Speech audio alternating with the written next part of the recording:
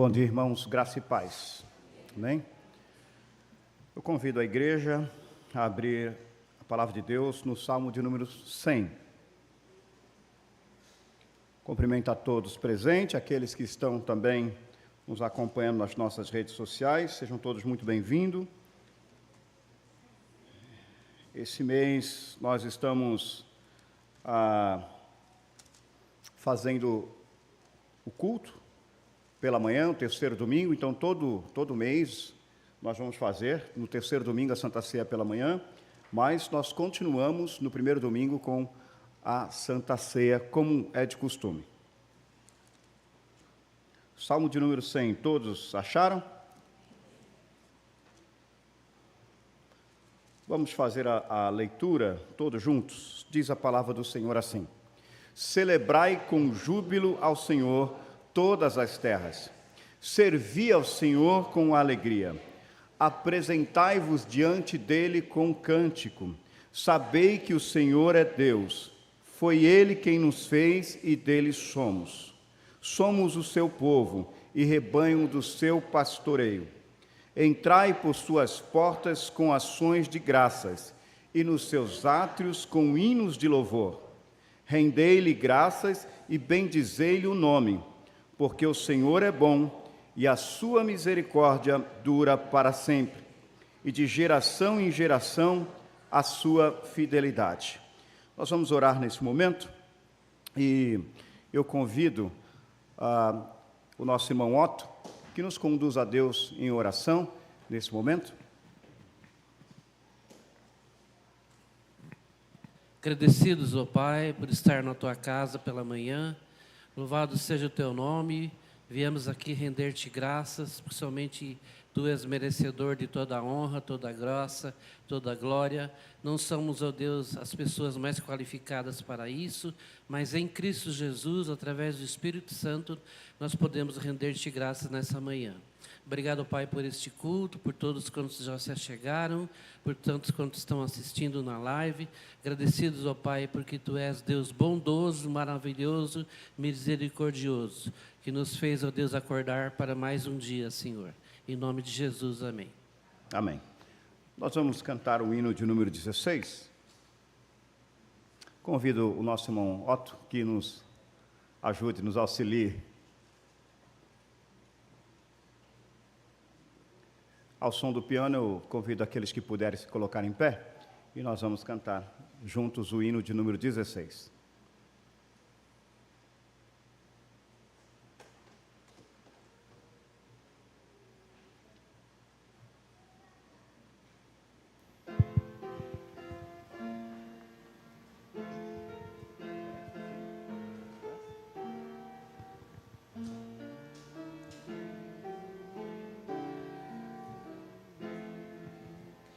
Louvai a Deus, soberano Senhor, do que é feito.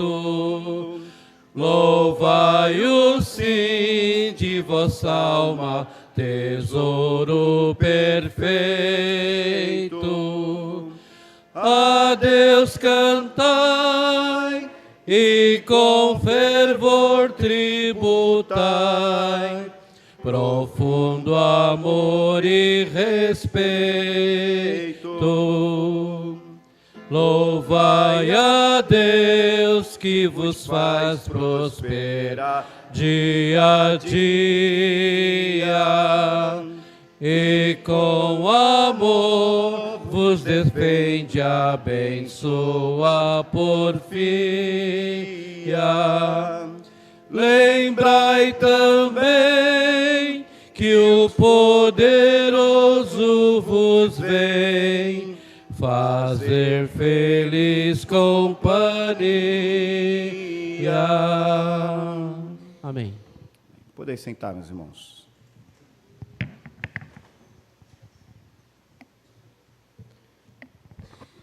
Graça e paz, irmãos. Convido os irmãos a abrirem suas Bíblias agora no Salmo de número 32. Salmo de número 32, que fala da bem-aventurança daquele a quem recebe o perdão. Salmo de número 32, vamos ler de forma alternada. Eu lerei os versos ímpares e a igreja, mesmo sentado, os versos pares. A palavra do Senhor diz assim: Bem-aventurado aquele cuja iniquidade é perdoada, cujo pecado é coberto.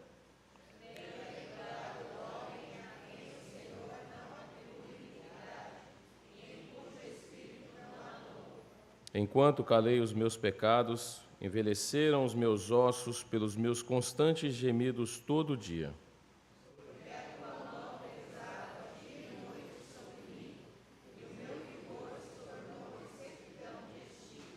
Confessei-te o meu pecado, e a minha iniquidade não mais ocultei. Disse: confessarei ao Senhor as minhas transgressões, e tu perdoaste a iniquidade do meu pecado.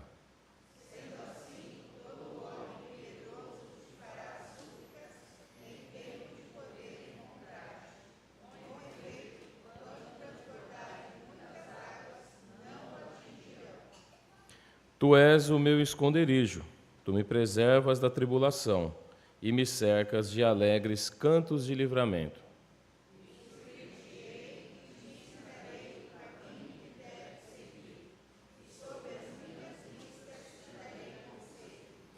Não sejais como o cavalo ou a mula sem entendimento, os quais com freios e cabreços são dominados, de outra sorte não te obedecem.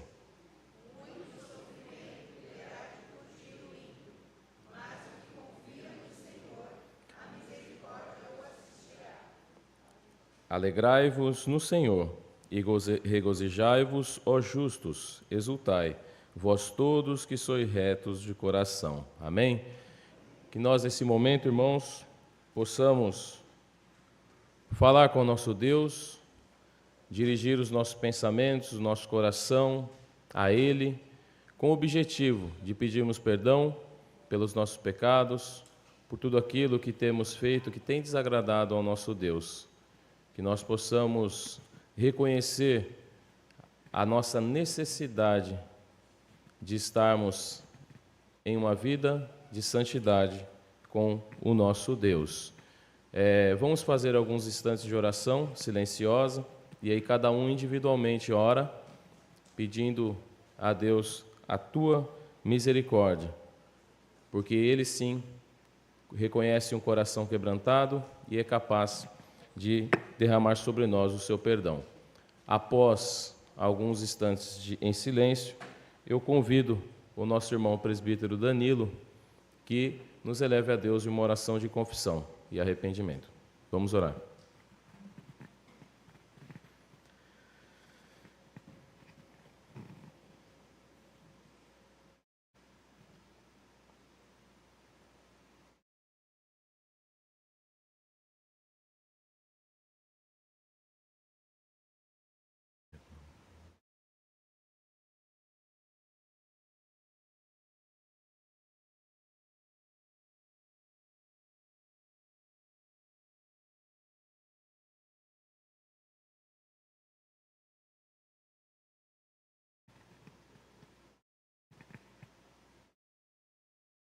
Louvado seja o teu nome, Senhor, porque mais uma vez estamos na tua casa, Senhor, e isso é fruto da tua graça, da tua misericórdia, renovados mais uma vez nas nossas vidas, Senhor. Queremos nessa manhã te cultuar, queremos te adorar, queremos te agradecer, e nesse momento queremos te pedir perdão, Senhor. O Senhor conhece o nosso coração, o Senhor conhece a nossa mente, o Senhor sonda os nossos corações e sabe, ó Pai, tudo que temos feito, ó Pai, que não te agrada, Senhor. Tem misericórdia, ó Pai, do nosso falar, do nosso pensar, das nossas omissões, daquilo que precisamos fazer e não fazemos. Ó Pai, tem misericórdia porque somos pecadores e carecemos do Teu perdão, da Tua graça e da Tua misericórdia, Senhor Deus. Por favor, Senhor Deus, que nós possamos, nessa manhã, participarmos dignamente da Tua mesa, Senhor, da Tua ceia. Amém, Senhor. Lembrando, Senhor, do sacrifício de Jesus na cruz por nós, para que todos os nossos pecados fossem perdoados, Senhor Deus.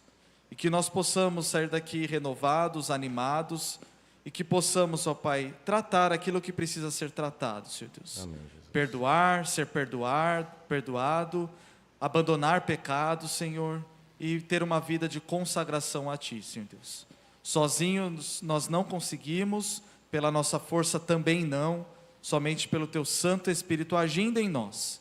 Então venha, Senhor, com Teu Santo Espírito agir em cada coração e renovar, ó Pai, a nossa fé, nossa esperança, para termos uma vida cada vez mais parecida com Cristo, ó Pai. Em nome de Jesus, amém.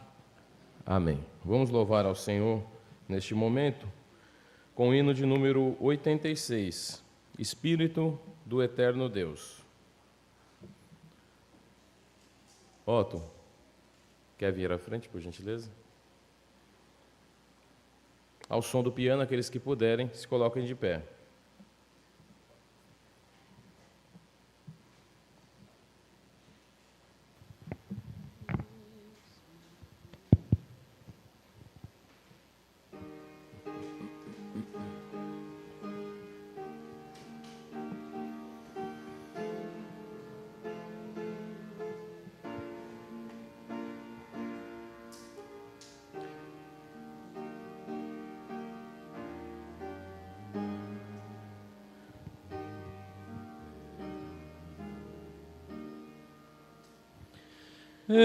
Espírito do Eterno Deus, opera em nós.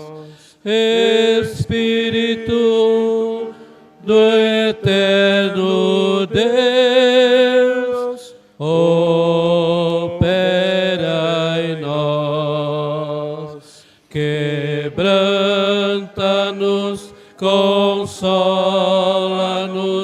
transforma-nos, transborda-nos.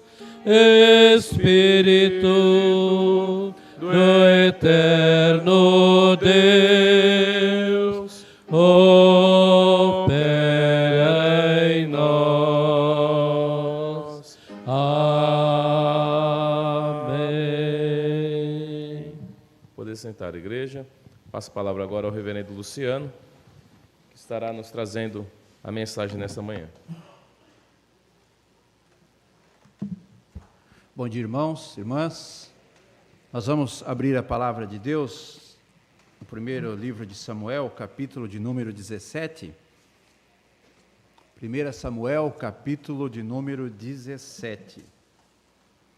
Nós vamos ler inicialmente apenas 2 versículos e depois, na exposição, nós leremos os restantes. 1 Samuel, capítulo 17, versículo 4. Então do arraial dos filisteus saiu um guerreiro chamado Golias. Ele era da cidade de Gate e tinha quase 3 metros de altura. Agora o versículo 8. Golias parou e gritou para as tropas de Israel: para que vocês saíram para formar a linha de batalha? Não sou eu filisteu e vocês servos de Saul? Escolham entre vocês um homem que venha lutar comigo. Até aqui, oramos. Senhor, Tua palavra será pregada nesse momento e durante a exposição nós pedimos que o Teu Espírito Santo nos ilumine e abra o nosso entendimento para que possamos entender e praticar as verdades eternas que estão no texto sagrado. É a nossa oração no nome de Jesus. Amém. Muito bem. O que fazer quando os gigantes nos desafiam? Esse é o tema que eu gostaria de conversar com os irmãos nesta manhã.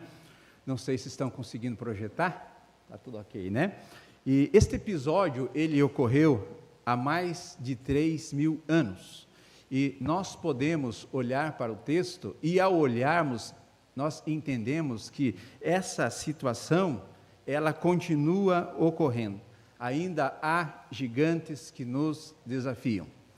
Eu tenho os meus, você tem os seus. E, às vezes, eles se colocam no nosso caminho, no nosso dia a dia. O que é um gigante? É algo que é maior do que eu sou. é algo que se coloca no nosso caminho e que, às vezes, nos apequena. E tira a nossa esperança, tira a nossa paz, de modo que os gigantes estão aí presentes. Há gigantes para o lado de fora, há gigantes para o lado de dentro, no nosso coração, há gigantes que nós criamos no laboratório dos nossos pensamentos, alguns que são fantasmas que criamos e continuamos nos desgastando e gastando as nossas energias com coisas, às vezes, desnecessárias. Que cada um de nós possa fazer um exame durante a exposição da palavra, detectar qual é realmente o meu gigante, aquilo que tem se colocado no meu caminho. Quais são os seus gigantes? Este texto, ele vai, ao contextualizar essa batalha de Israel, nós podemos extrair algumas lições importantes, e a primeira delas, irmãos e irmãs, para vencermos os nossos gigantes, pode avançar o texto?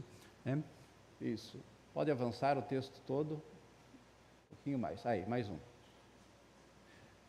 Para vencer os nossos gigantes, nós não devemos olhar para as nossas limitações. Não devemos olhar. Davi diz o versículo 14 e parte do versículo 15.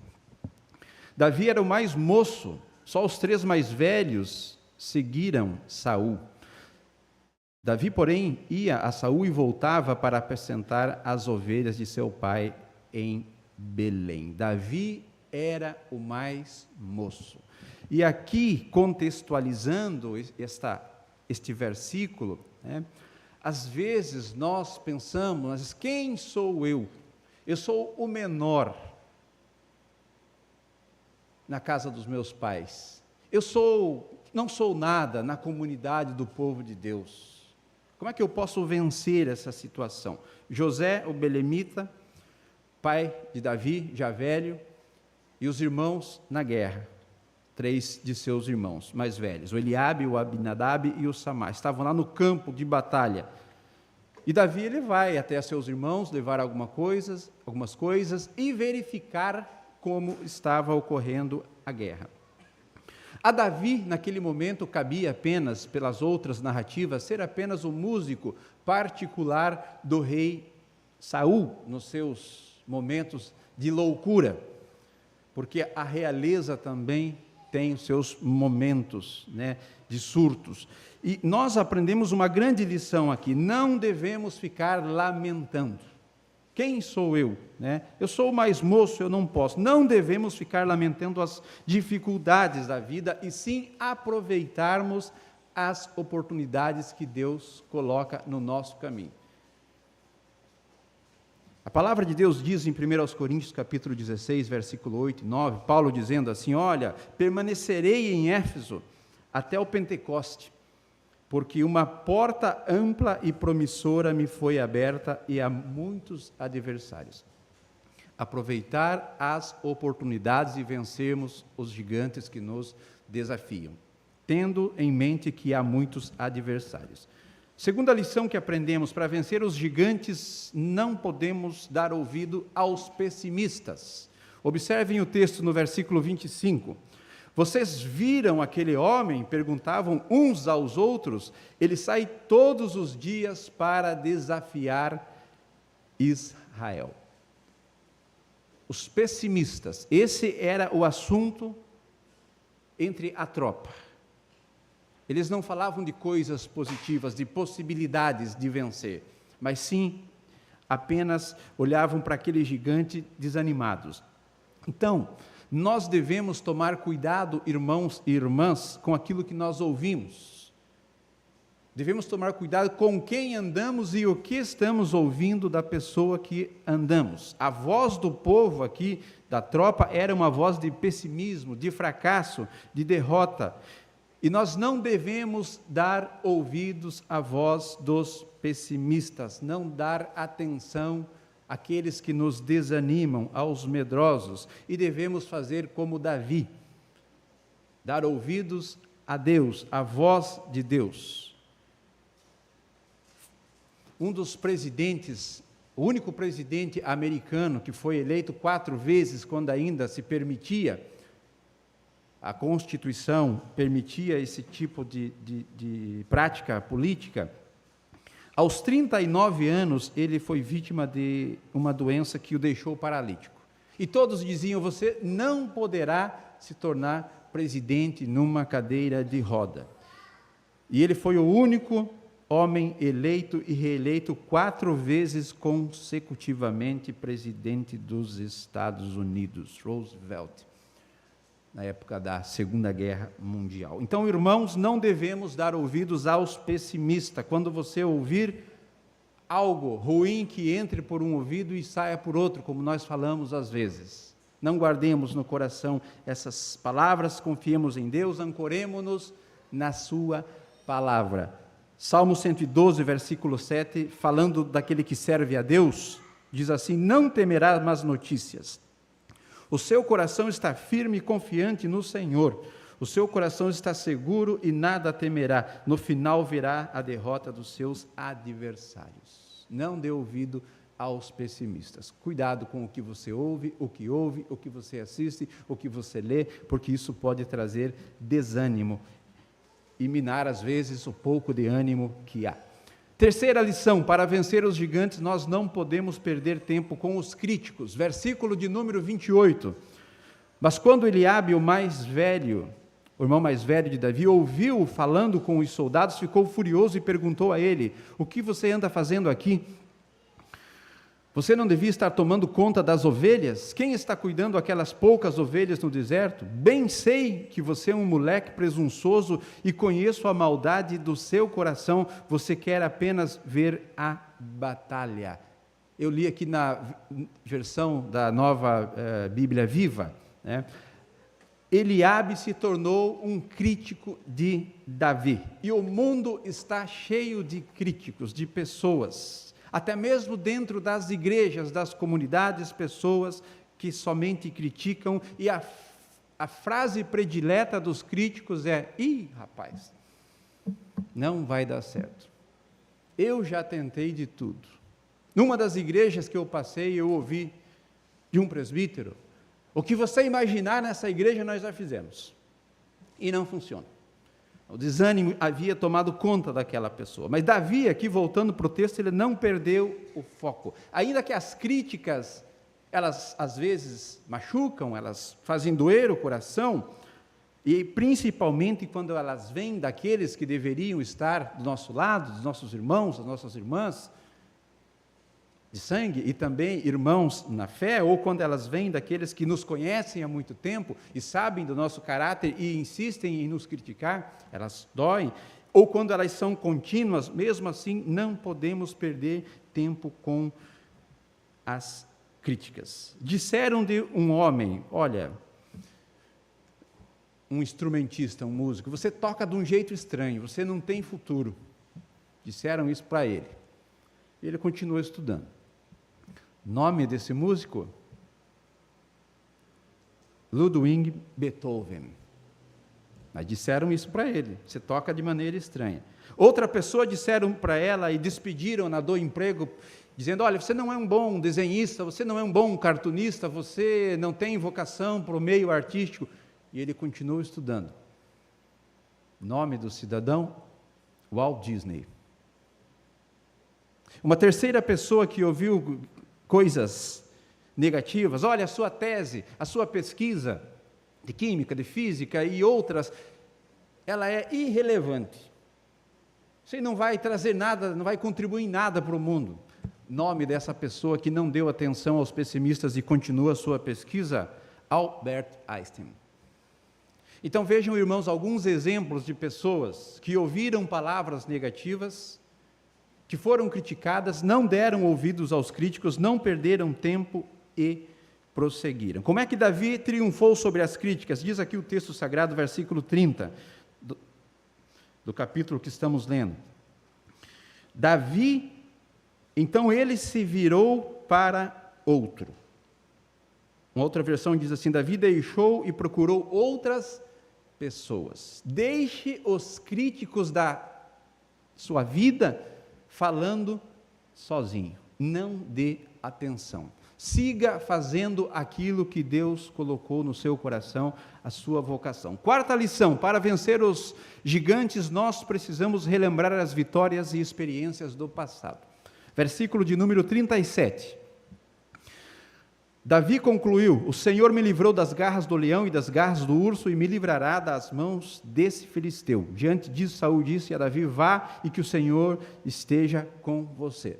Saul, que havia há poucos instantes ou dias, não sabemos, até mesmo criticado Davi, agora o envia. É sempre bom, irmão, nós trazermos ao nosso coração, à nossa memória, aquilo que o Senhor já fez por nós. Os gigantes que já tombaram com a graça de Deus. Relembrar as vitórias do passado.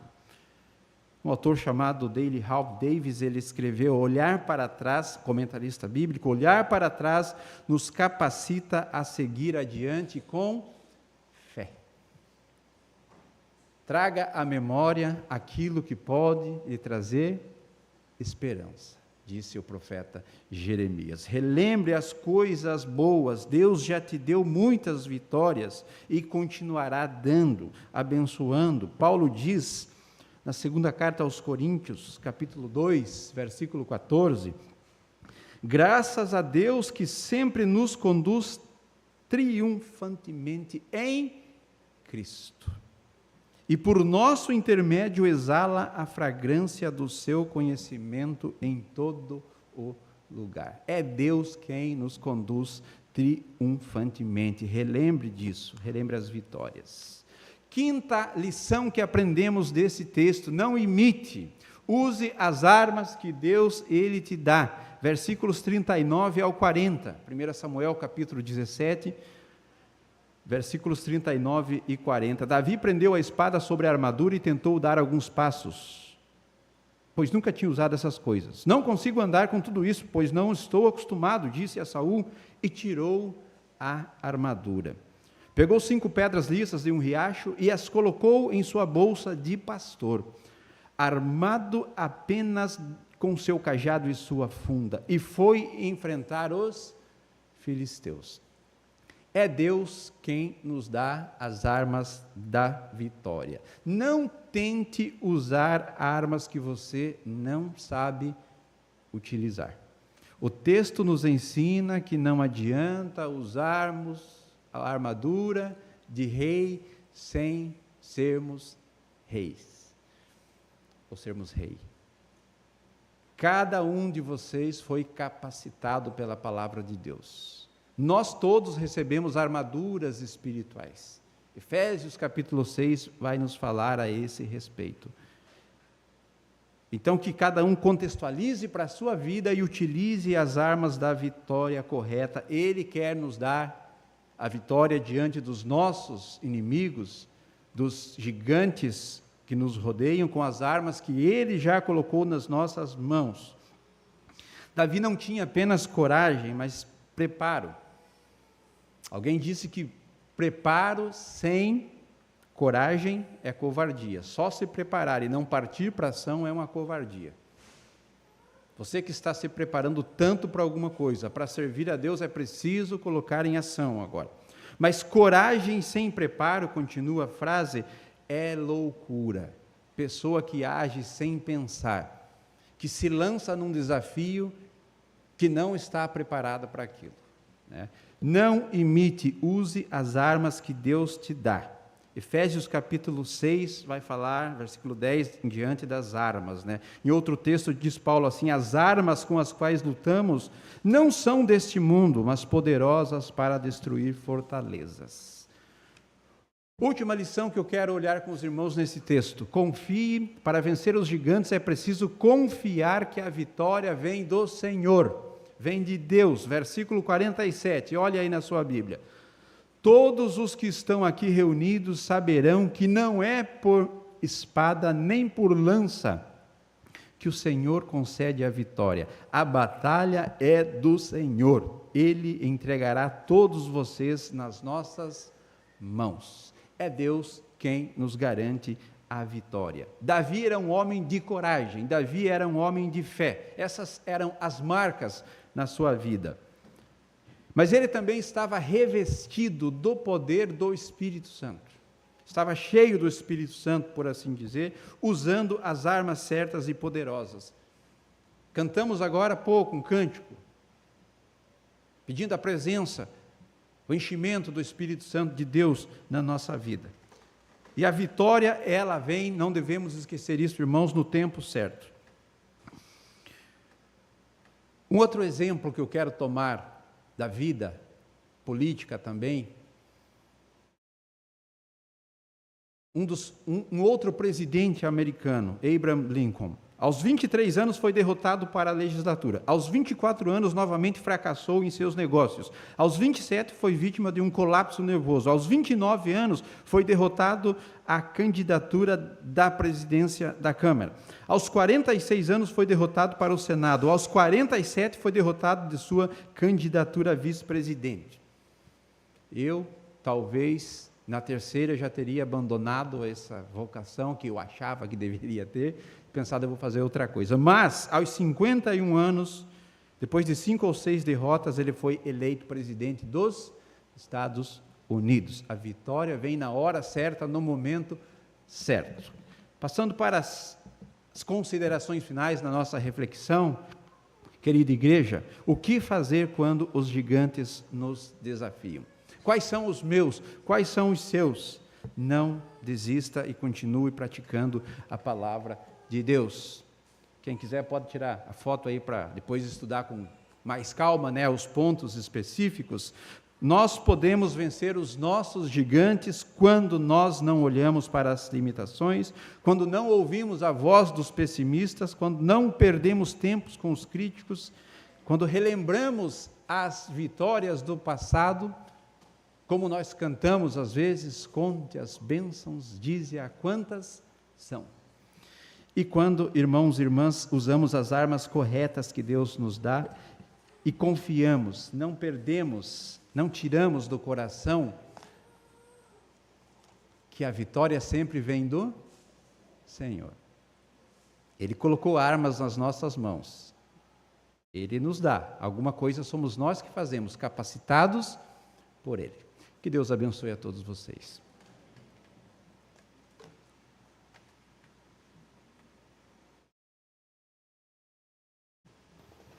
Convidar os irmãos presbíteros que vêm à frente.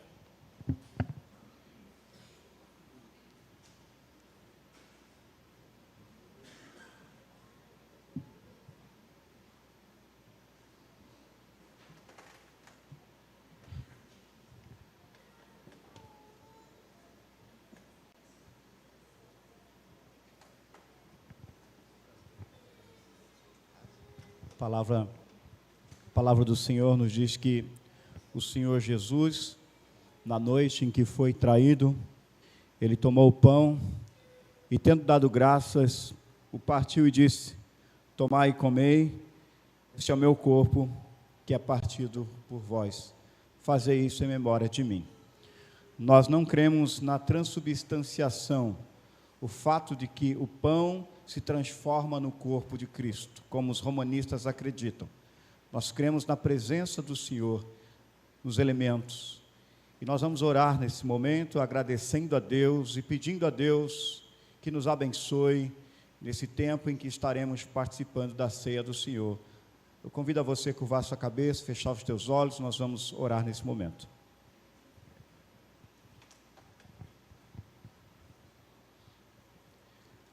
Senhor Deus Pai, obrigado, Senhor, por mais um dia, ó Deus, a sua presença, Senhor.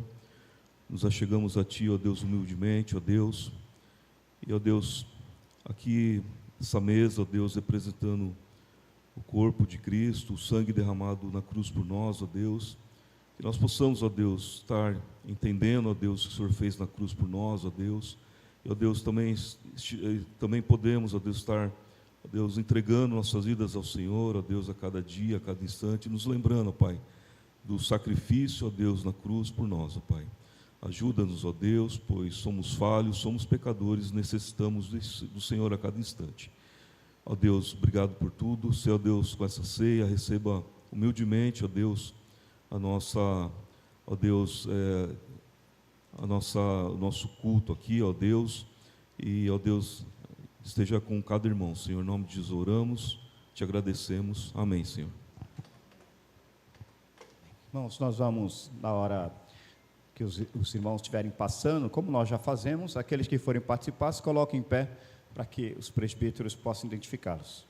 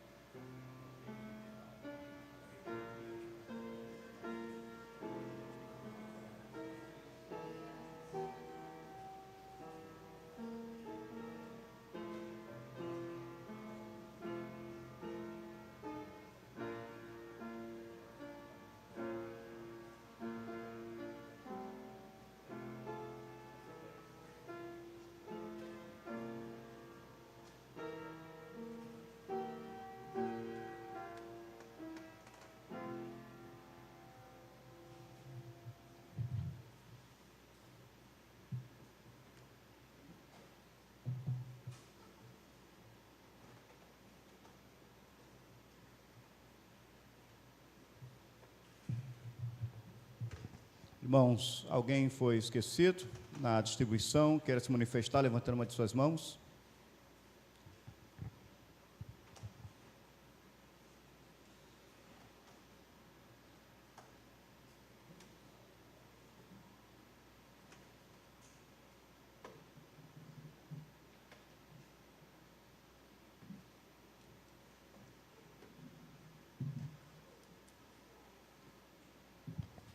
Participemos todos.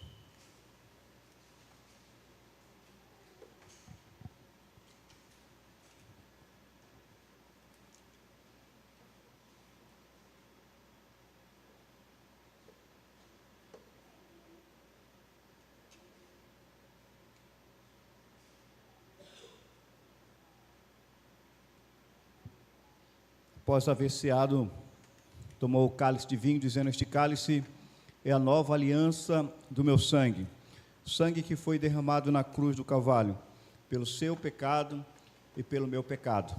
Nós vamos participar desse momento do cálice do Senhor, da mesma forma como nós participamos do pão.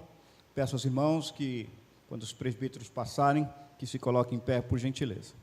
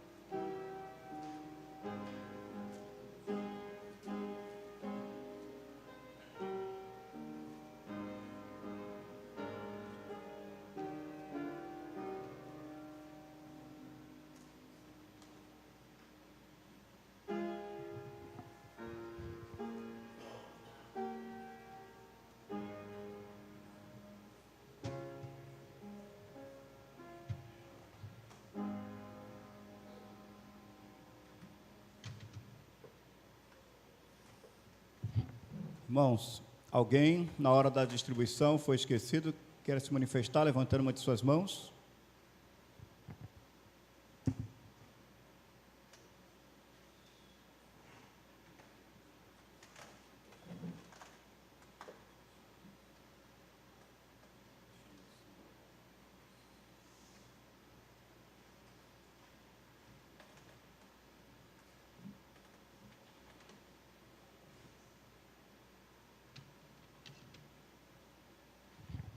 Participemos todos.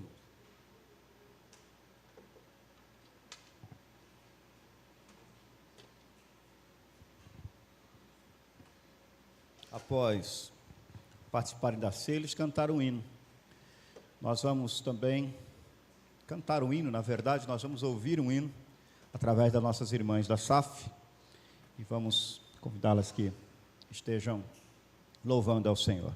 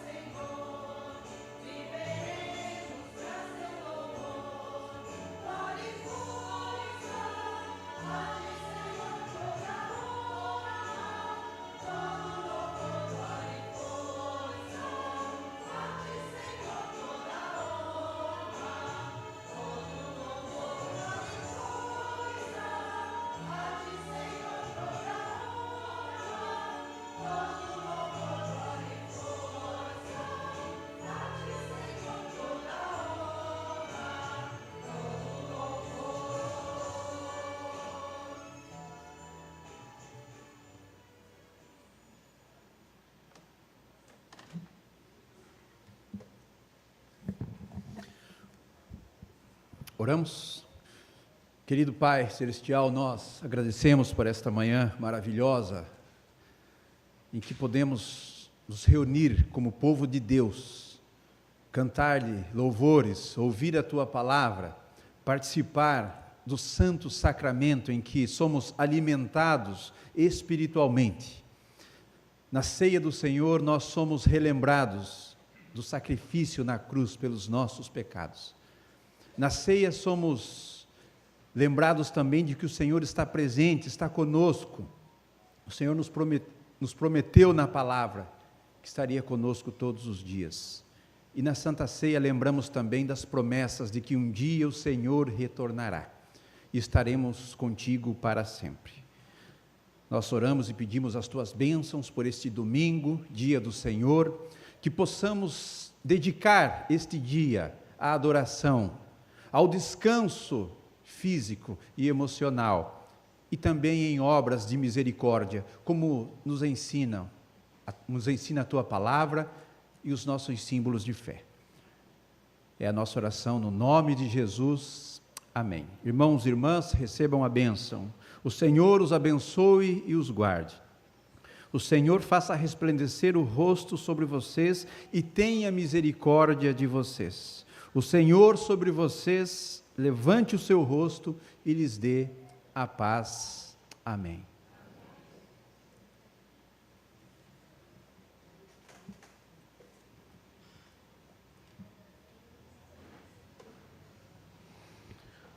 Nós agradecemos a Deus pela presença de todos aqui nesta manhã. Daqui a pouco nós vamos ter a nossa escola dominical, você convidada a continuar conosco. Queremos conhecer aquelas pessoas que estão nos visitando hoje. Me parece que tem 2 senhoras ali, não é? Vou pedir que elas se coloquem em pé, por gentileza. Isso. Vocês são lá de Sorocaba, é isso? O nome? Edilaine e Fernanda. Sejam bem-vindas, viu? Que Deus abençoe grandemente a vida de vocês. Vocês estão passeando aqui na cidade? Muito bem, Deus abençoe, viu? Vou pedir àqueles que estão próximos, por gentileza, não deixe de cumprimentá-las. Tem mais alguém que nos visita pela primeira vez hoje? Não, né? Todos já são conhecidos, todos são de casa. Eu vou passar a palavra para a nossa superintendente, que vai dar a sequência. Deus abençoe a todos.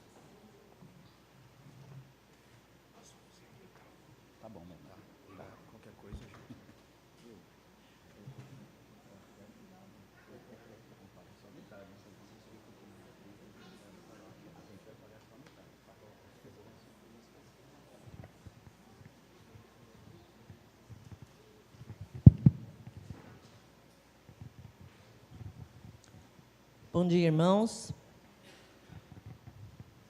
Hoje nós teremos uma escola dominical um pouco diferente, em virtude de adotarmos a prática de termos esse culto matinal nos terceiros domingos. Então, logo após esse momento, espera só um minutinho. Em virtude desse momento aqui, eu vou agora chamar os aniversariantes e os visitantes pela primeira vez para pegarem o cartãozinho e a gente orar por vocês.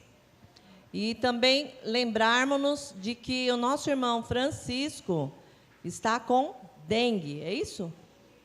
Dengue, então ele pede as nossas orações, então a igreja vai orar neste momento também. Então eu vou chamar aqui primeiro as nossas visitantes, pela primeira vez que já foram mencionadas, a Fernanda. Aqui, por favor.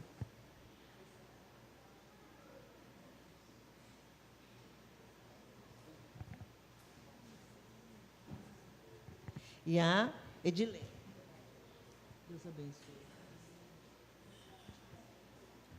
E agora nossos aniversariantes. E nós temos aniversariantes aqui de 2 semanas, porque não tivemos a escola dominical, né, na semana passada. Natan.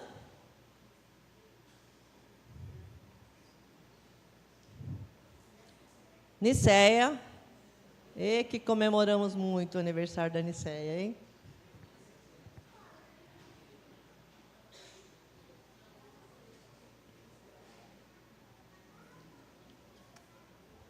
A Edna.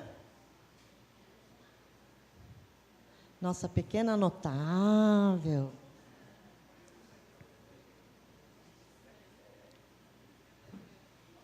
Eduardo Portela. Pegar o do Natan, então fica aqui, ó.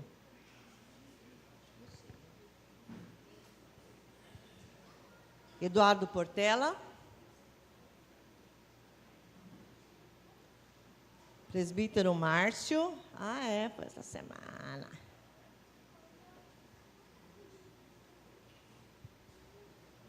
Presbítero Tiago. Então venha você, Wilde.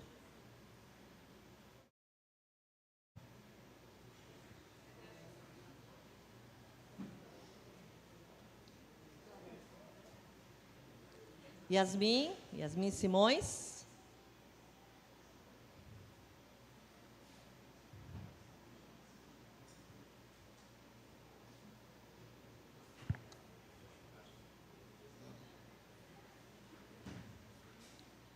O Vili.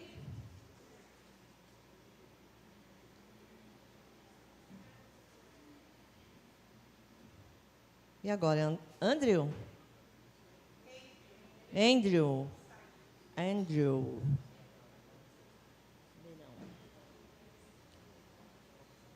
Ai, aniversário de casamento do Sérgio e da Cristina.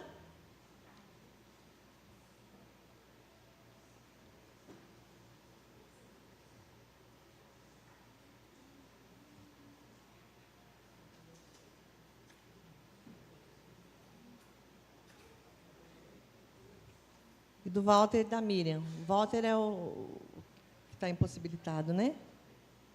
Você não quer pegar para eles, Beth? Aí você entrega lá.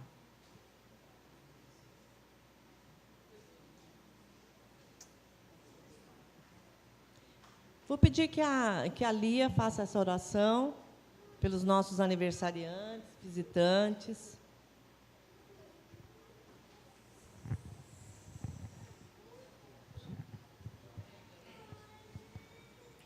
Senhor, nós te agradecemos, ó Deus, pelas vidas, Senhor Deus, que completaram mais um ano de vida, que completaram mais um ano de casamento, pelos visitantes pela primeira vez, ó Pai.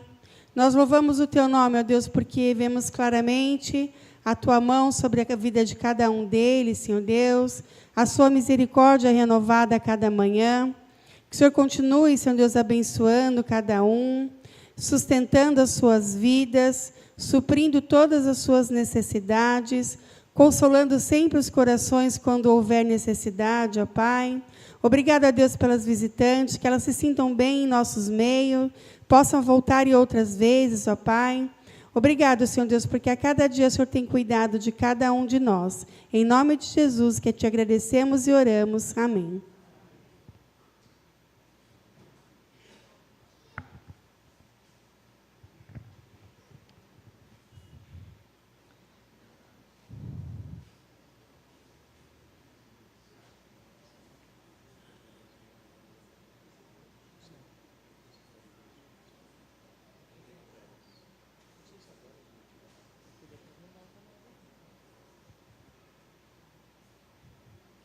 Irmãs, a semana passada nós comemoramos o Dia da Mulher Presbiteriana e algumas não estavam. Então, o Walter vai entregar a lembrancinha para as irmãs que não pegaram a semana passada. Bom dia, irmãos. Graça e paz. Quem que não recebeu? Eu tenho algumas aqui, não sei se vai dar para todos, mas vou até pedir para o meu irmão Márcio me ajudar a distribuir. Levante a mão, por gentileza. Espero que dê para todas. Ali.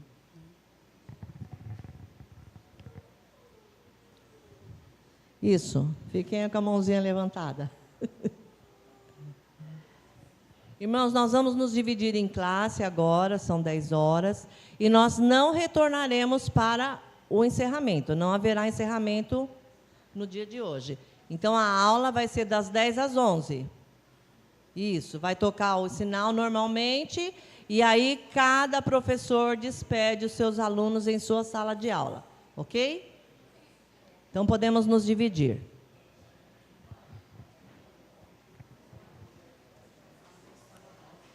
Nós temos a sala nova que vai funcionar hoje, a sala da mocidade. A Carol vai dar aula lá.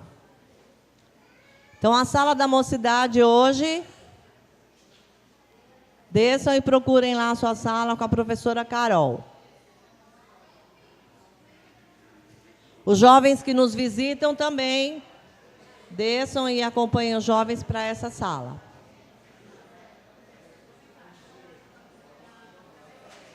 Para as crianças é lá embaixo também. Os jovens vão lá na sala de jovem, isso, muito bem.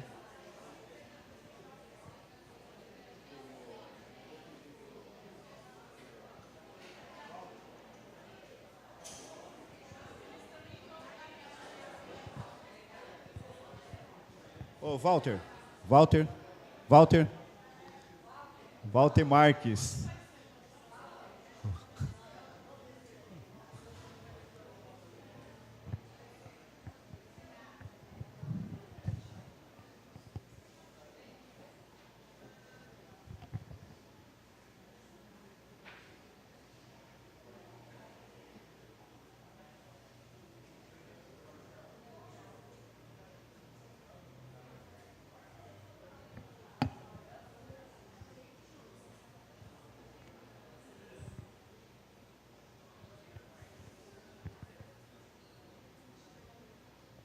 Irmãos,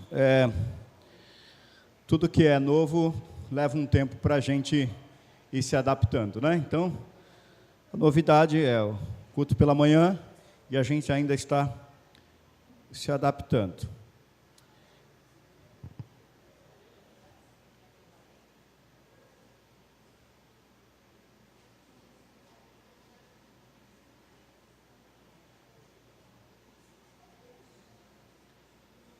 Nós vamos dar continuidade à nossa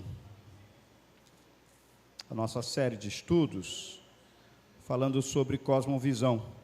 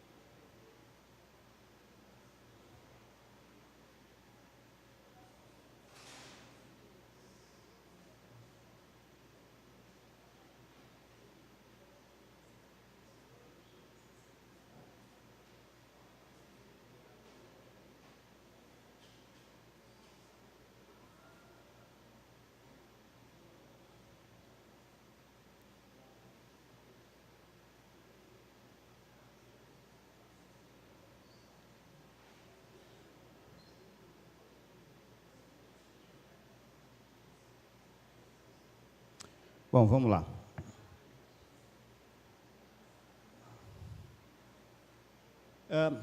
Eu queria que os irmãos abrissem a palavra de Deus em 1 Timóteo.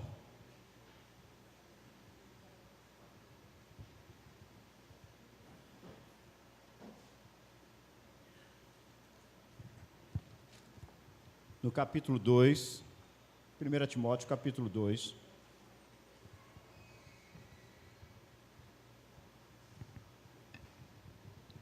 Dos versos 5 a 7.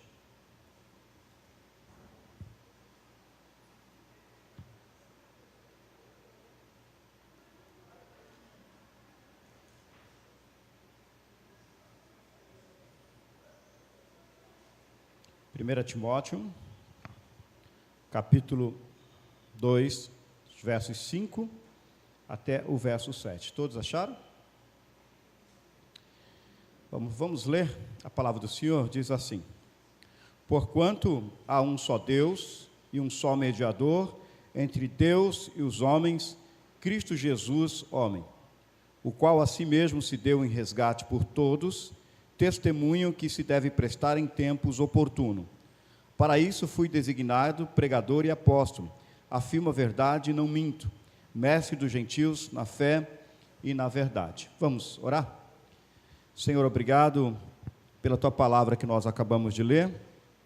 Obrigado, Senhor, pela Tua presença conosco nesta manhã. Nós Te agradecemos, Te louvamos, em nome de Jesus. Amém. Irmãos, hoje nós vamos falar sobre a religião na cosmovisão cristã. Então, o nosso objetivo é, ao final desta lição, o aluno saberá discernir os aspectos centrais da religião cristã quanto às formas sutis de idolatria. Então, por que é importante nós estudarmos sobre a cosmovisão cristã, sobre a religião?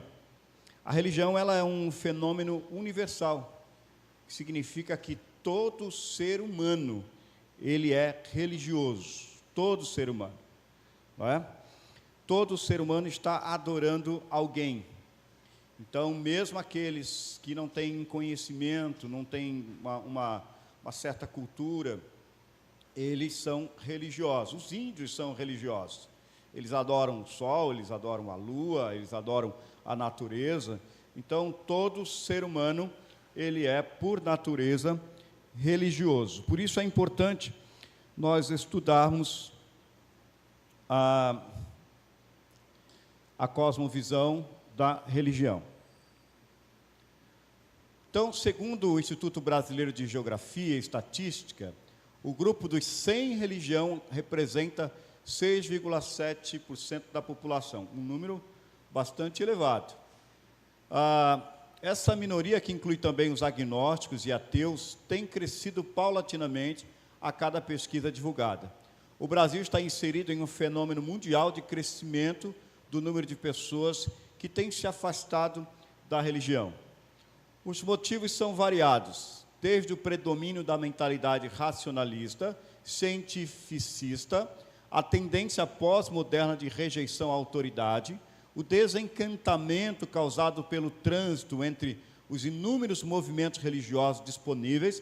A gente vê uma crescente aí, número de igrejas que têm se formado, de denominações que têm se formado, que tem causado confusão em muitas pessoas. Nem todos aqueles que se dizem crentes ou evangélicos, de fato, são. E também a decepção com alguma liderança religiosa em particular. Então, isso é muito comum acontecer, seja com a liderança, seja com os membros de igreja. Há uma decepção, há uma frustração, as pessoas saem da igreja e elas generalizam, elas acham que é tudo igual, não é? Esses dias eu assisti um podcast eu não lembro o nome dele, mas é uma pessoa que se intitulava, ou se denominava, ele tinha um canal de amor, um canal de humor, chamado, ele era o Pastorzão, não é? O Pastorzão. E ele sempre fazia humor relacionado às coisas da igreja. E hoje ele tem um discurso totalmente antagônico daquilo que nós entendemos ser igreja, das doutrinas relacionadas a Deus, né? A salvação. Então, ele é uma pessoa que hoje ele fala mal da igreja, ele fala mal de todas as denominações. Então, é alguém que se decepcionou e que hoje vive ganhando os likes aí, né? Sendo influenciador, falando mal de igrejas. Bom, antes de nós entrarmos aqui, vamos tentar entender um pouquinho a passagem. Vamos lá para Timóteo. 1 Timóteo, capítulo 2, do verso 5 até o verso 7, o texto que nós lemos. Nós sabemos que quem escreveu essa carta a Timóteo foi o apóstolo Paulo. O apóstolo Paulo, ele escreveu ao jovem pastor Timóteo, dando a ele instruções importantes sobre aspectos do ministério pastoral. Inclusive, ele fala aqui sobre o conteúdo da pregação. E nesse trecho que nós lemos aqui, o já velho apóstolo Paulo, ele recapitula a verdade central que todos nós precisamos entender, que está lá no verso 4, que diz: o qual deseja que todos os homens sejam salvos e cheguem ao pleno conhecimento da verdade. E aí, no verso seguinte, ele vai falar de um único mediador entre Deus e o homem, que é Cristo Jesus. Esta é a mensagem central do Evangelho. Se tirar Cristo do Evangelho, não tem Evangelho. Cristo, ele é a mensagem central do Evangelho. Ele diz que há um só Deus, e nós vivemos numa sociedade pagã. O cristianismo pregou o monoteísmo, no entanto, nós estamos vivendo aí dias difíceis, porque desde aquela época do Império Romano, não é? Todo o panteão de divindade que incluía o imperador, não é? Era descartado pelos cristãos, mas hoje nós estamos vivendo dias difíceis também. Me parece que nós estamos vivendo dias muito parecidos com aqueles lá do passado, não é? O texto diz que há só um mediador, mas na nossa sociedade pseudo-cristã, uma sociedade que se diz cristã, ela é plural, no sentido de que as pessoas colocam outras figuras, outras pessoas, ao invés de Cristo, como nosso único mediador. Não é? Há quem diga, peça mãe que o filho dá, não é? Sendo ela, então, a nossa mediadora, no caso. Não é? Então, perceba que há um desvio teológico muito grande, extremamente equivocado, porque o texto é claro quando diz que nós temos um único mediador, Jesus Cristo. Paulo diz Jesus Cristo homem, e quando ele sublinha aqui a humanidade de Cristo, Paulo estava combatendo os falsos mestres que negavam a encarnação por influência do dualismo grego.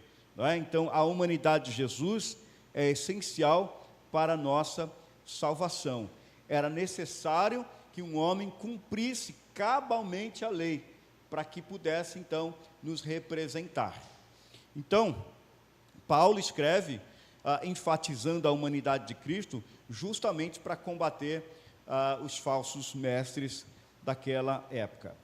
Então, ele diz assim, por isso, Paulo exorta Timóteo que não seja negligente em dar testemunho desta verdade, sempre que houver oportunidade. Timóteo deveria pregar a verdade. Jesus Cristo como nosso único mediador. Agora, vejamos, meus irmãos, na nossa introdução, aliás, já no primeiro ponto, aquilo que eu disse sobre a universalidade da religião, que é fato bem conhecido que a religião é um fenômeno universal. Todas as pessoas são religiosas, todas as culturas humanas apresentam algum conjunto de crenças na existência da realidade metafísica, que está além daquilo que nós podemos ver, além daquilo que a gente pode tocar. Então, todas as pessoas de qualquer cultura têm essa percepção. Como seres divinos, continuidade da vida após morte ou forças sobrenaturais, normalmente com a expectativa de contato com essas realidades invisíveis. Então, isto, de fato, mostra que Deus, ele nos fez assim. Deus, ele colocou a eternidade no coração do homem. Todo homem nasce com a necessidade de Deus. E por eles não saberem exatamente, né, que eles têm essa necessidade de Deus, é que eles buscam subterfúgios, eles buscam outras divindades, não é? Até ter o conhecimento real e verdadeiro do único e suficiente Salvador. Então,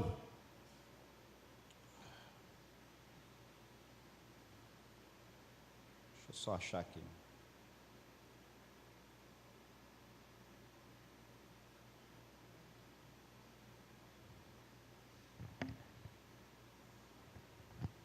O salmista Davi, lá no texto, no Salmo 19, vamos abrir lá no Salmo 19?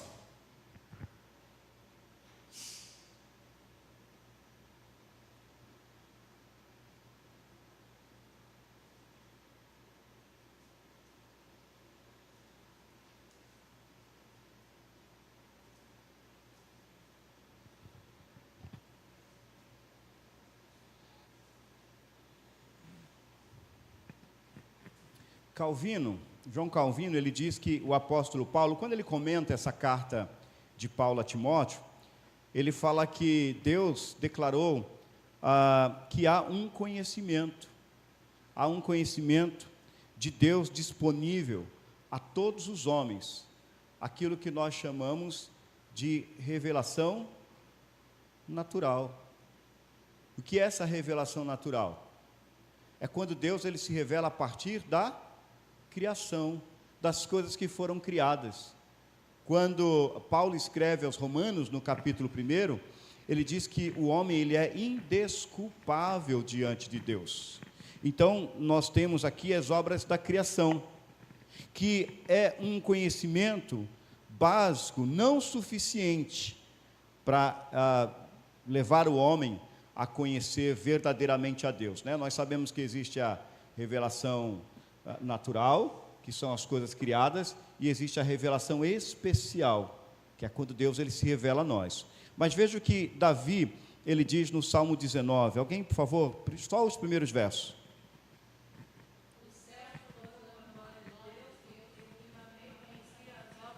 Das suas mãos. Um dia discursa a outro dia, e uma noite revela conhecimento a outra noite. Isso, até que só esses 2 versos.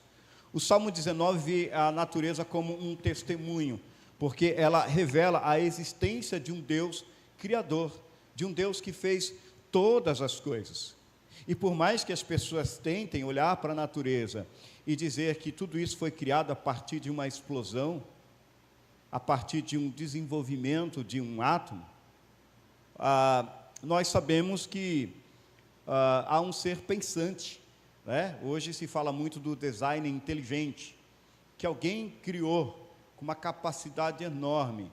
Nós sabemos que a Terra, ela faz um giro em si mesmo, que é chamado de movimento de rotação, mas nós nem percebemos. Todas as estações, né, elas funcionam no seu determinado tempo. Os planetas estão em movimento. Há várias galáxias e nós habitamos na Via Láctea, mas a galáxia mais próxima é a galáxia de Andrômeda.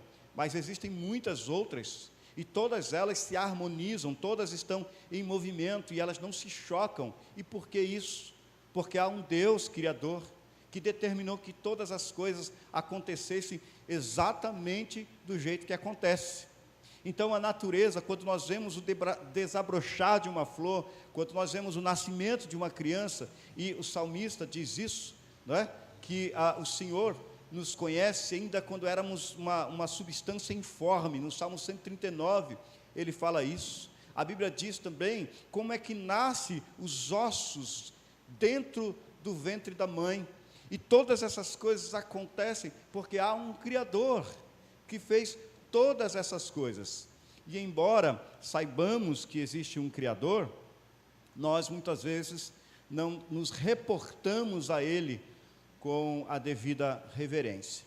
A Confissão de Fé de Westminster, na sua primeira pergunta, ela fala o porquê que nós fomos criados, não é? A pergunta diz assim: qual que é a finalidade principal do homem? E os irmãos sabem disso, não é?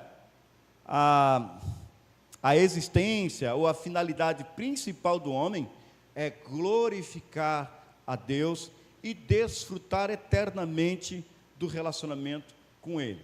Ou seja, Deus fez o homem para que o homem vivesse um relacionamento de harmonia com o seu Criador. O homem, ele tem um vazio, né? Dizem alguns que esse vazio do coração do homem é do tamanho de Deus. Mas o homem, por não buscar a Deus e por não conhecer a Deus, ele busca outras coisas para tentar preencher este vazio. E aí é onde acontecem as várias religiões, vários segmentos. O homem tentando buscar a Deus por si próprio, e ele tenta buscar a Deus de várias maneiras. O homem foi criado à imagem de Deus, e ele tem a necessidade de Deus. Por isso, então, que a universalidade da religião, ela nada mais, nada menos demonstra que o homem tem necessidade do seu Criador. Todos os homens, todas as pessoas são religiosas. todos querem se conectar com Deus. E, de alguma maneira, essa questão metafísica está muito presente no homem. E ele tenta, de todas as formas, encontrar-se com o Deus, né? E não exatamente o Deus que nós cremos que é revelado nas Escrituras. Foi Deus que nos fez assim. Deus nos fez religiosos, para que nós, de fato, nos sentisse a necessidade de buscá-lo como nosso Senhor e Salvador. Porém, com a queda, houve uma perversão da religião. Então, nós vamos tratar daqueles aspectos que foi falado: a criação, a queda e a redenção. Então, na criação, Deus nos fez seres que necessitam de Deus, seres religiosos. Mas, com a queda, o que acontece aqui? Adão foi criado para amar e adorar a Deus, mas a sua desobediência o levou a um estado de profundo afastamento e rebeldia do seu Criador. Lá em Gênesis 3, é narrado a queda do homem, o primeiro pecado. Isso não alterou sua essência religiosa, mas mudou completamente a direção em que sua religiosidade passou a se expressar. Antes o homem se relacionava com Deus, depois do pecado o homem começa a se relacionar com a criatura, com as coisas criadas por Deus. Isaías diz que o homem, ele corta a árvore e ele faz da madeira o seu Deus. Ele se curva diante de um pedaço de pau, né, de um pedaço de gesso. Então, a religião do homem, essa comunicação entre o homem e o seu Deus, ela foi desviada, ela foi manchada por causa da queda, né? Logo, a religião se corrompeu e aumentou o afastamento de Deus. Aqui em Gênesis 4, do verso 3 a 5, vamos lá? Vamos ler Gênesis 4, do verso 3 a 5. Quem achou, por gentileza, levanta a sua mão e o Walter vai com o microfone. Aqui.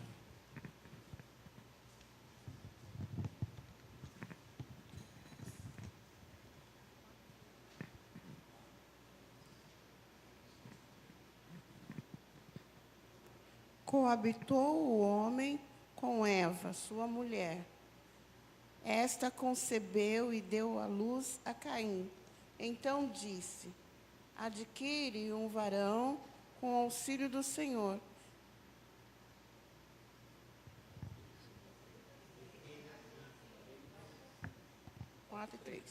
Aconteceu que no fim de uns tempos trouxe Caim do fruto da terra uma oferta ao Senhor.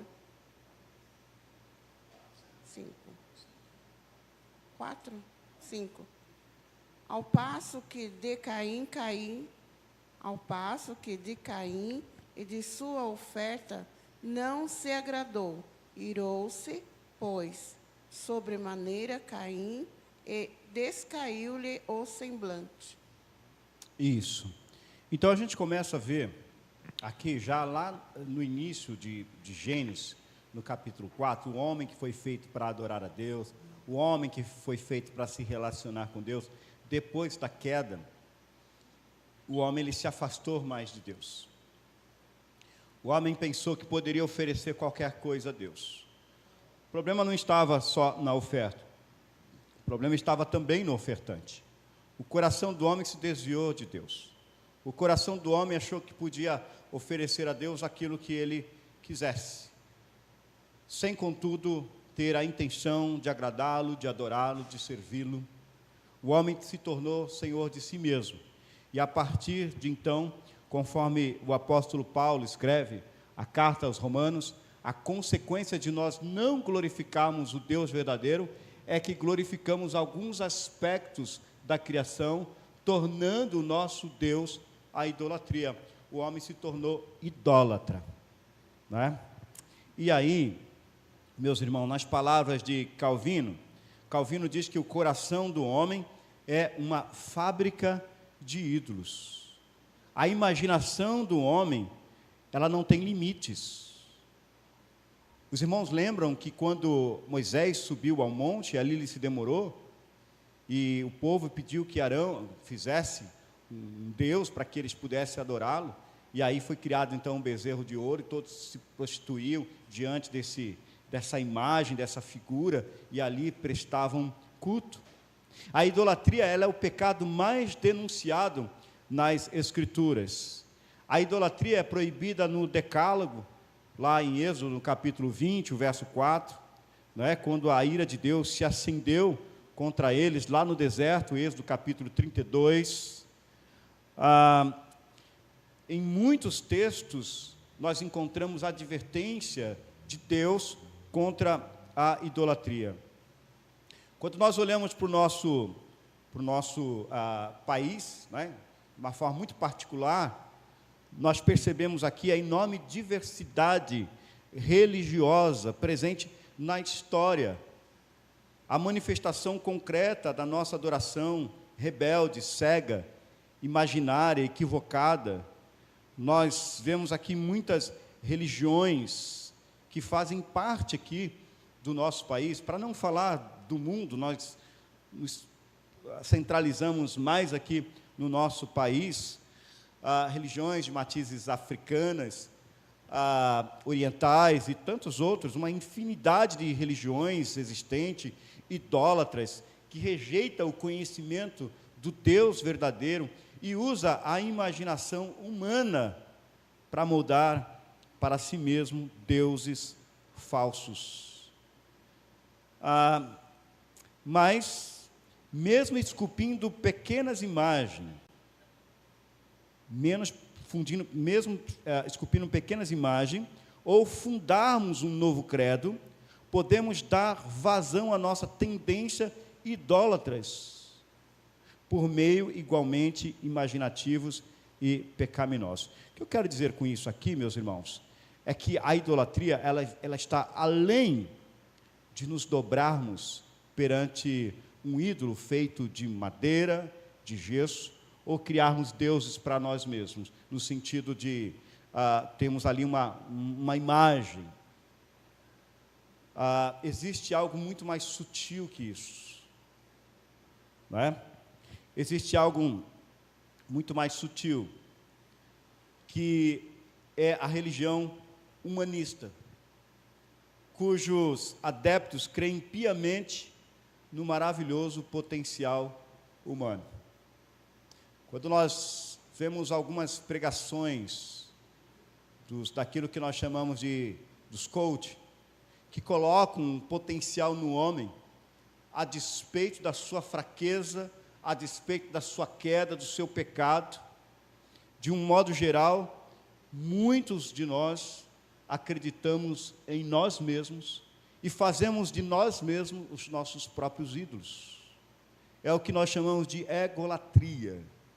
Pessoas narcisistas, pessoas que amam mais a si do que a Deus, além de pessoas que amam aqueles que estão próximos a si, como pessoas que amam mais o seu filho, mais a sua esposa, do que o seu próprio Deus. E idolatria aqui é mais do que nós fazemos uma imagem de escultura, é nós colocarmos algo ou alguém no lugar de Deus.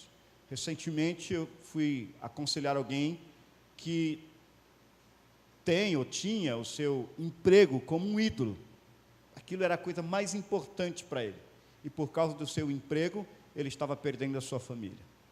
Ele se dedicava muito mais tempo ao seu emprego, ao ganhar dinheiro, e estava esquecendo da sua casa, da sua família. E como consequência disso, ele estava perdendo a sua família. E além de perder a sua família, ele perdeu o relacionamento com Deus, porque não tinha tempo para ir à igreja, não tinha mais tempo para orar, não tinha mais tempo de dedicar a sua casa, a sua família. Veja que existem formas de idolatrias que são sutis. Nós achamos que as outras pessoas, né, os romanistas são idólatras, mas muitas vezes nós podemos ser idólatras. Nós podemos ser idólatras de uma forma ainda mais sutil. Nós podemos idolatrar nossa teologia, nós podemos idolatrar, né, a nossa história, nós podemos idolatrar a nossa liturgia, sem, contudo, adorarmos verdadeiramente a Deus. Nós não somos melhores, nem exclusivistas. Nós não achamos que só nós somos salvos. Se assim pensarmos, nós não seríamos uma igreja, nós seríamos uma seita. E nós não somos assim. Então veja que há muitos perigos que nos rondam e que podem nos tornar pessoas idólatras. Agora veja que interessante que Paulo diz, lá em 1 Coríntios 6, 9 e 10, vamos abrir lá? 1 Coríntios, capítulo 6, verso 9 e 10.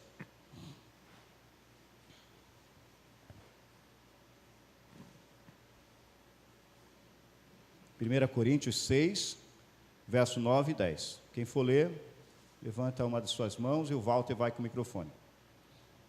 O irmão Jorge ali.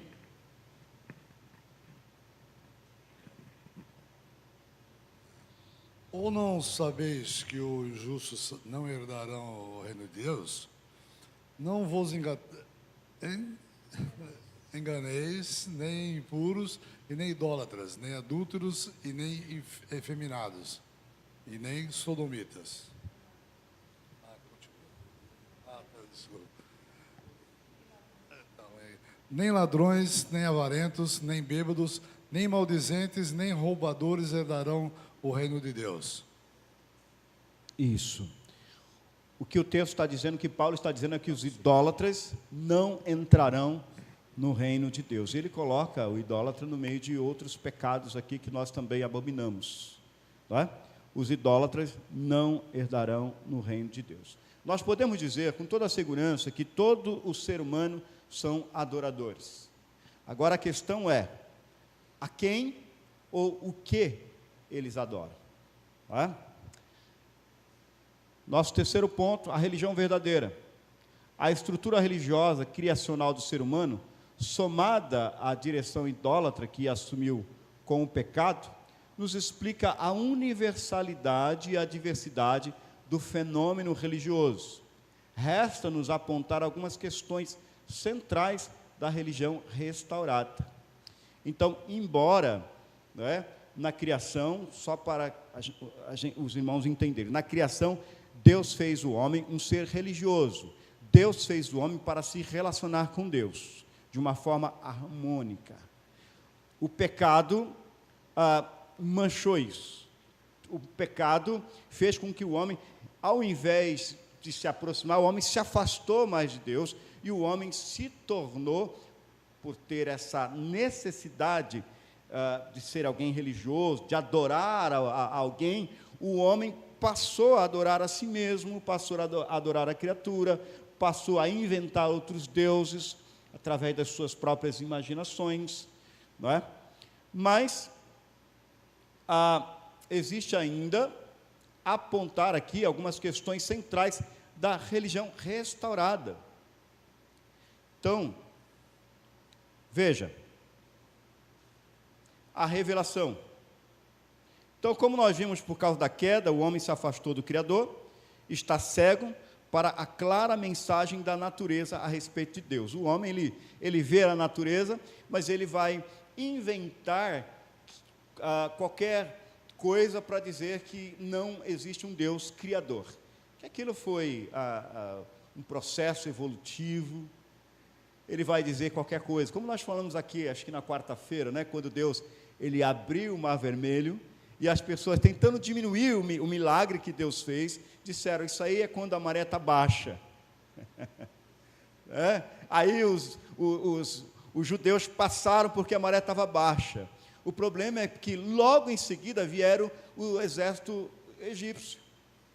E aí a Bíblia diz que as águas cobriram, e eles morreram afogados. Agora, se foi esse fenômeno da maré baixa, e eles conseguiram atravessar a pé, e os egípcios vieram em seguida e morreram afogados, um milagre é maior ainda, porque imagina, morrer afogado com água pela canela, aí o milagre seria muito maior. Então, as pessoas tentam explicar alguma coisa, e existem coisas que não se explicam, não é? Deus criou todas as coisas. explicar o inexplicável. Deus criou todas as coisas. Só existe um Deus criador. Não existe esse processo da evolução, não existe esse Big Bang, essa explosão que deu origem às outras coisas criadas, né? Isso é um absurdo. Como o homem é incapaz de chegar ao seu Criador, está cego para a mensagem, por isso Deus precisou intervir para restaurar a luz da verdadeira religião perante a humanidade.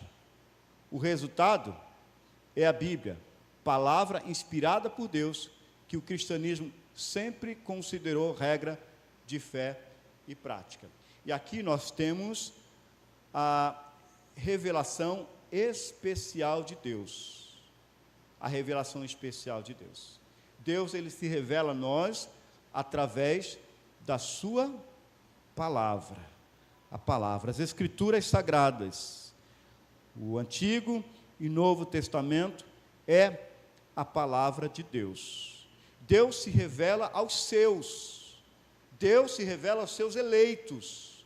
O homem natural, ele não compreende as coisas de Deus. Por isso que eles podem ler as Escrituras, mas eles não vão entender, eles não vão compreender. Porque as coisas espirituais, elas se discernem espiritualmente. É Deus quem nos revela a sua palavra. E isso significa que a expressão religiosa, ela é inteligível.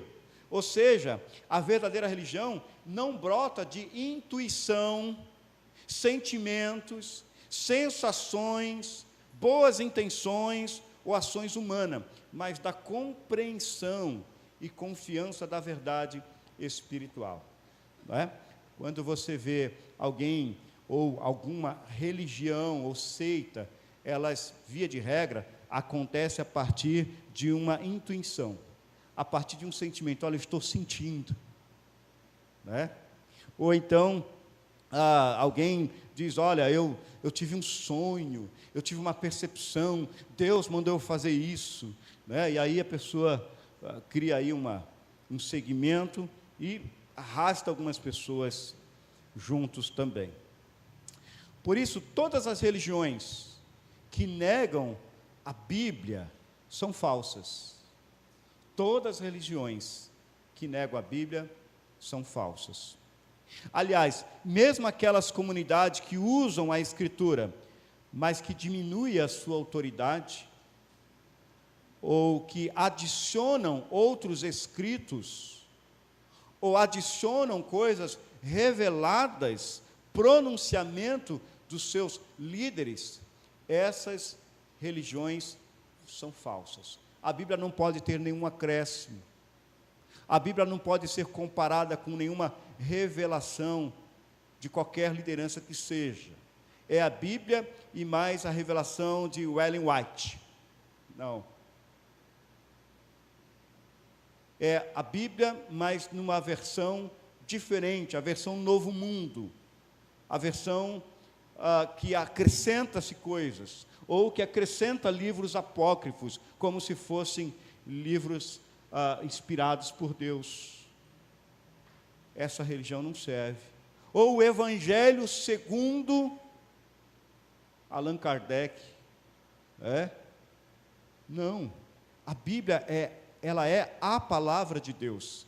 A Bíblia ela é inerrante, é a nossa fonte de revelação, é a nossa única regra de fé e prática. É com ela que nós medimos aqui aquilo que está sendo falado. Nós temos que ser como aqueles crentes de Bereia, né? O apóstolo Paulo falava e eles verificavam nas Escrituras para ver se estava de acordo com as Escrituras. Quando você ver um pregador da palavra de Deus dizendo assim, olha, a Bíblia diz assim, mas eu digo assim, você pode tampar os ouvidos, porque nós vamos até onde a Bíblia vai. Além da Bíblia, o que as Escrituras nos diz é que devemos considerar anátema. Se você for além da Bíblia, se você acrescentar alguma coisa à Bíblia, que seja anátema. Então a Bíblia, ela é a nossa revelação especial. Deus se revela a nós através da Escritura.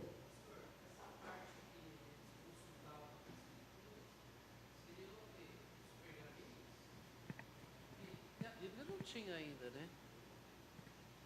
Essa parte em que eles falam que consultavam as escrituras, não é a mesma escritura nossa, né? Sim. O Velho e Novo Testamento. Sim. No Novo Testamento, eles consultavam o Antigo Testamento, né? Havia já alguns escritos no Novo Testamento. Lá, já no Antigo Testamento, Deus falava com ele através dos profetas, né? Aquilo que a gente vê lá em Hebreus. Deus falava antigamente com os povos através dos profetas, e os profetas, eles não falavam por si mesmos, eles diziam assim diz o Senhor, né? E no Novo Testamento eles já tinham basicamente o Pentateuco, eles já tinham alguns livros históricos. Então, hoje nós temos a revelação toda, né? Hoje nós temos a Bíblia como um todo. Além da revelação, nós temos aqui Cristo.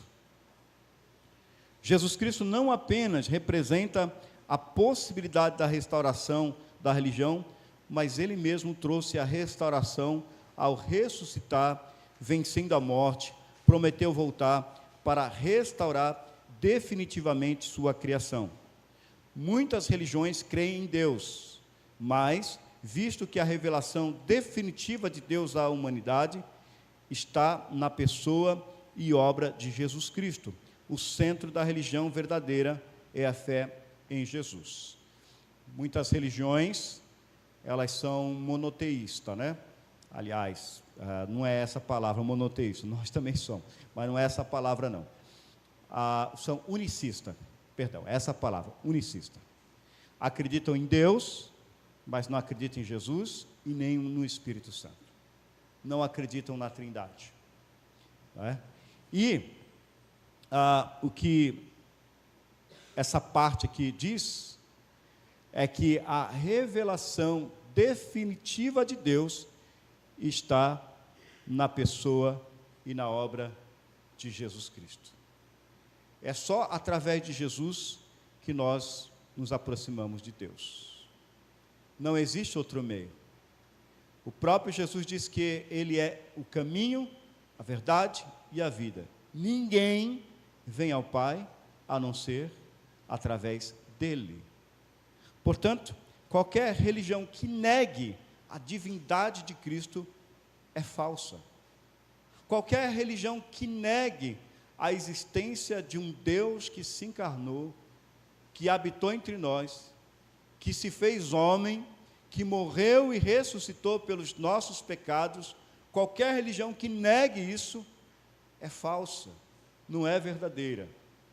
Portanto, nós precisamos aqui, com base nisso, seguindo as palavras de Jesus, o cristianismo é exclusivista, no sentido de que a única religião verdadeira é aquela que tem Cristo Jesus como centro da sua mensagem.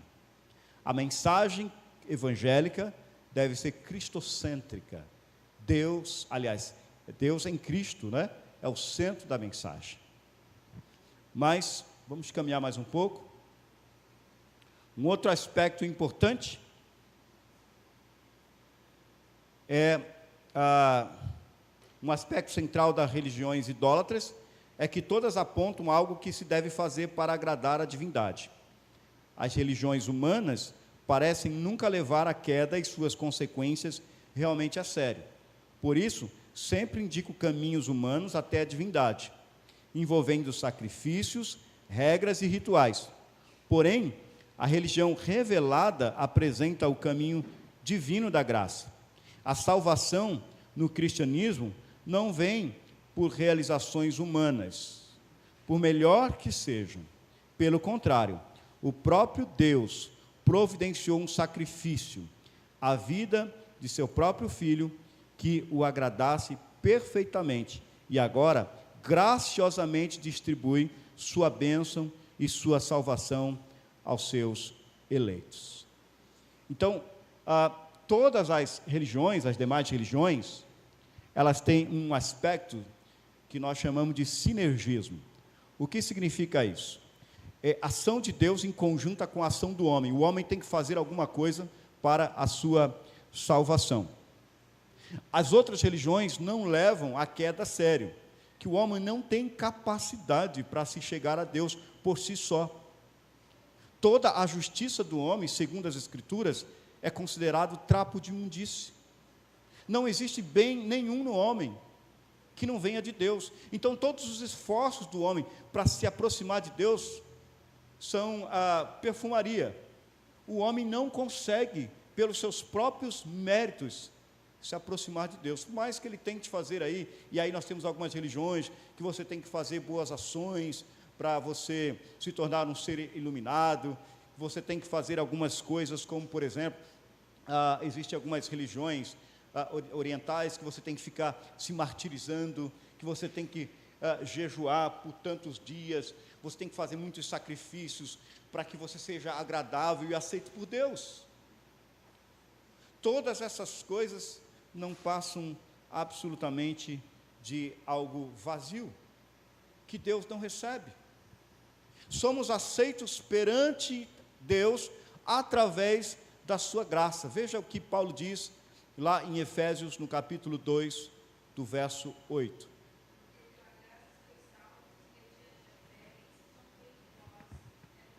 Isso, somos salvos pela graça.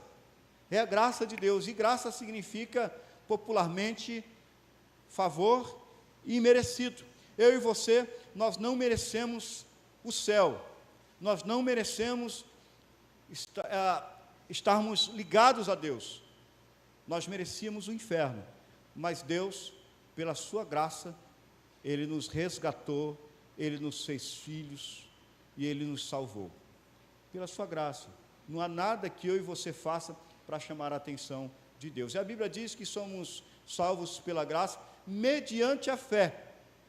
Mas veja que interessante, que na sequência diz, e isso não vem de vós, é dom de Deus, não vem de vós para que ninguém se glorie, para que a gente possa dizer, olha, eu acreditei em Deus e por isso que eu fui salvo.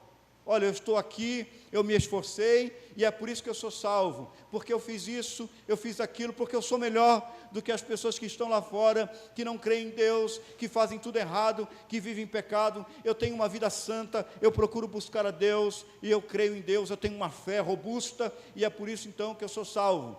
Não é porque você tem essas qualidades, não. Se você tem tudo isso, louve a Deus, porque isso não vem de você. Eu e você somos fracos, eu e você somos falhos, eu e você nós podemos, qualquer tempo, tropeçar, mas é a graça de Deus que nos sustenta, é a graça de Deus que nos chama para si, né? Deus nos chamou através da sua graça. Então esse princípio aqui, meus irmãos, só existe no cristianismo, só existe na religião verdadeira. Todas as demais você tem que fazer sacrifício. Inclusive, no meio evangélico, o jejum que você faz, você não pressiona Deus para dar aquilo que você quer. O jejum não é uma forma de você pressionar a Deus. Eu quero uma bênção, então eu vou jejuar 40 dias, porque Deus é obrigado a me dar. Não, Ele é soberano. Ele faz o que Ele quer, do jeito que Ele quer, na hora que Ele quer. Se Ele quiser abençoar você nessa situação, Ele vai fazer. Se Ele não quiser, Ele não vai te abençoar. Então, por que nós jejuamos? Nós jejuamos para nos santificar. Nós nos jejuamos, inclusive o Hernandes Dias Lopes, ele tem um livro que chama assim, Jejum, Fome de Deus. Então, o jejum significa que ele é mais importante para você do que o próprio alimento, que é uma necessidade básica que nós temos. Ninguém vive sem comer, né? Mas nós também não vivemos sem a presença de Deus. Então, o jejum nada mais é do que dizermos para nós mesmos, para a nossa carne, que Deus ele é mais importante para mim do que o meu próprio alimento. Além disso, meus irmãos, a comunidade. No princípio, Deus não criou o homem para viver só. O Senhor, depois de haver criado todas as coisas, Ele olhou para o homem e disse, não é bom que o homem esteja o quê? Só. Far-lhe-ei uma auxiliadora que lhe seja idônea. Nós não somos uma ilha, né? Deus não mudou seus planos, após a queda, nem a abandona na restauração. Ele não pretende que cada crente seja uma ilha, pelo contrário, seu desígnio é a formação de um povo que prenuncia a raça humana restaurada, prometida para os últimos tempos. Ambos sacramentos cristãos remetem ao conceito de comunidade. O batismo significa a inclusão na comunidade da aliança. Agora, quando você é batizado, você faz parte do povo de Deus, né? da igreja visível. E a Santa Ceia, que nós acabamos de participar, também é um momento comunitário, que lembra, o que nos remete ao sacrifício de Cristo, pela igreja, que somos nós, que fazemos parte da igreja. Portanto, o homem não pode viver sozinho, longe da comunidade, né? Longe da comunidade nós esfriamos. É como aquela... Exatamente. A Lúcia está lembrando que essa palavra tem a ver com a lição anterior dos desigrejados. Aqueles que se decepcionam com a igreja e não querem mais saber de igreja, acham que pode cultuar a Deus na sua casa. A comunidade, ela é importante, porque o próprio Deus estabeleceu a sua igreja para que no meio do seu povo haja a evidência daquilo que Paulo chama nas Escrituras do fruto do Espírito. É aqui na igreja que nós desenvolvemos a paz, o amor, a bondade, a longanimidade, a paciência, o domínio próprio, não é? É aqui que nós desenvolvemos todos esses gomos do fruto do Espírito. E também a ética. A verdadeira religião visa restaurar a humanidade caída, ainda que não seja plena, essa transformação deve ser verdadeira, ou seja, real e perceptível. Por isso, o cristianismo é um sistema todo abrangente que toca cada área da vida, tornando tudo relevante para a fé. Assim, requer mudança interna, resulta em mudança nos valores e comportamento dos fiéis que possam ser percebidos concretamente. Essa parte aqui, ela é importante, porque ela nos fala de algo que é coerente. Ou seja, aquele que se diz cristão, viva como cristão. Nós não podemos ter uma vida desassociada daquilo que nós acreditamos. E nós já temos falado nisso. Uma vida aqui na igreja e outra vida lá fora. A vida cristã, ou a nossa ligação com Cristo, ela implica que há uma restauração interna, de modo que as minhas ações e palavras reflitam o caráter de Cristo, para que as pessoas vejam Jesus na minha vida. Então, a ética é nesse sentido, de ter uma vida coerente entre aquilo que nós cremos e pregamos com aquilo que nós vivemos. Imagine os irmãos, e aí, por causa disso, nós temos muitas pessoas que não querem saber da igreja, por causa do péssimo testemunho de muitos cristãos. Aliás, de gente que se diz cristãos, mas que é apenas um verniz, uma casca, não tem conteúdo, não tem vida cristã. Não é? E por fim,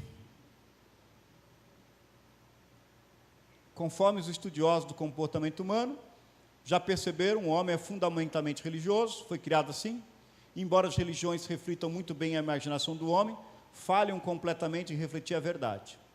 Mas, graças a Deus, temos acesso à revelação especial das Escrituras Sagradas pela iluminação do Santo Espírito de Deus. E, por fim, você já louvou o Senhor hoje por tê-lo resgatado da cegueira espiritual? É tão importante a gente reconhecer a ação de Deus na nossa vida, porque nós éramos perdidos, estávamos perdidos, mesmo aqueles que nasceram na igreja, em um dado momento na sua vida, você precisa reconhecer a Cristo como teu Senhor e Salvador. Há muitos anos eu conversei com algumas pessoas que elas imaginavam que, pelo simples fato delas, os pais serem crentes, eles não precisavam evangelizar os seus filhos, porque os filhos vinham para a igreja com eles enquanto eram pequenos, enquanto ainda eram adolescentes, mas eles não evangelizavam seus filhos. Eles não falavam de Deus para os seus filhos. E com isso, então, eles acreditavam, pelo simples fato dos filhos estarem na igreja, eles eram crentes, eles eram salvos. Os filhos cresceram, e depois de uma certa idade não queriam mais saber da igreja. Os filhos dos crentes precisam também ser evangelizados, eles precisam de salvação. E nós, pais, temos o dever de pregar o evangelho para os nossos filhos, de dizer a eles que a verdadeira religião está em Cristo Jesus, que só através dele nós temos a salvação. Que Deus nos abençoe. Amém? Vamos orar nesse momento para a gente encerrar? Eu vou pedir ao nosso irmão Felipe, que está aqui conosco, que ele nos conduza a Deus em oração, e aí nós estamos encerrados. Senhor, nosso Deus, nosso Pai, nós te louvamos, te agradecemos por esse dia. Muito obrigado pela lição aqui aplicada, Deus, possamos colocá-la em prática em nossa rotina, principalmente essa última parte, Deus, que possamos estar cuidando daqueles que estão aqui na igreja, mas que ainda não foram tocados por Ti, ó Deus. Nós não sabemos quem são, mas nós temos que orar para que nossa comunidade ela seja mais próxima de Ti, ó Deus, nossa igreja faça mais estudos, ó Deus, para que essas pessoas possam ser alcançadas, que sejam escolhidas por Ti. Essa é a nossa oração. Perdoe os nossos pecados, nos abençoe agora ao retorno, aos nossos lares, e seja abençoado também o culto logo mais à noite. Em nome de Jesus, amém.